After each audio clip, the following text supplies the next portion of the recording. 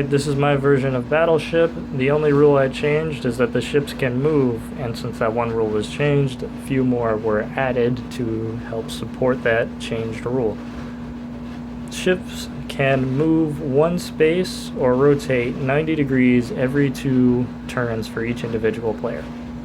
So let's get started with some regular gameplay until the game begins to shift towards new rules. Alright, so player 1 will go, and they will guess B3, which is a miss on the opponent's board. So that's turn 1 for player 1. Player 2 is going to guess A3, which is also a miss. And player 2 will shoot one more time, and I'm going to allow them to hit this one. It's A7. Now that player 1's turn has moved, it is time to move all the ships. Now it is up to the player's choice as to which parts of the ships are the front before the game begins, because some of these aren't very clear. So I'm going to move my submarine one space forward. As an example, they can only move one space forward, keep that in mind. Ships can pivot 90 degrees instead of going one space forward. Now, all of the ships I have determined how they would move if you were to rotate them.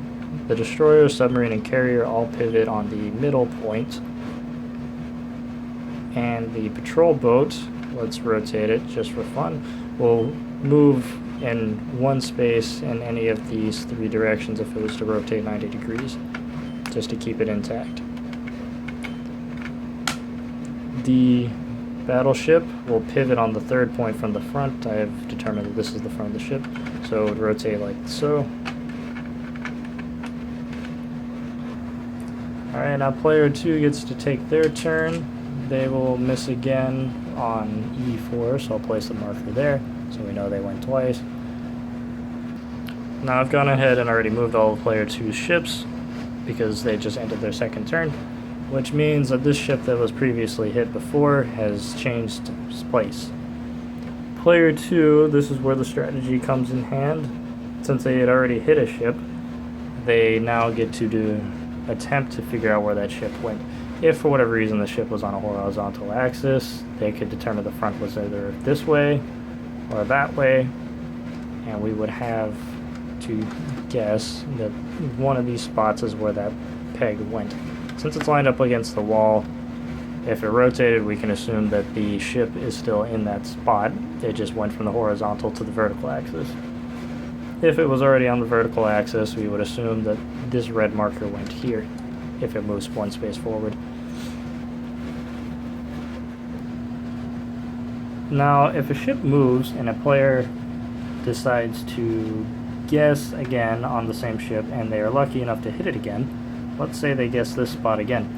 Well, the ship is not going to take any further damage because that spot was already hit. However, we will use the logic of sonar readings that will update the attacking player as to that position. So this player will now announce all spaces that have been hit on that ship as so far, which would allow us to move this peg over here.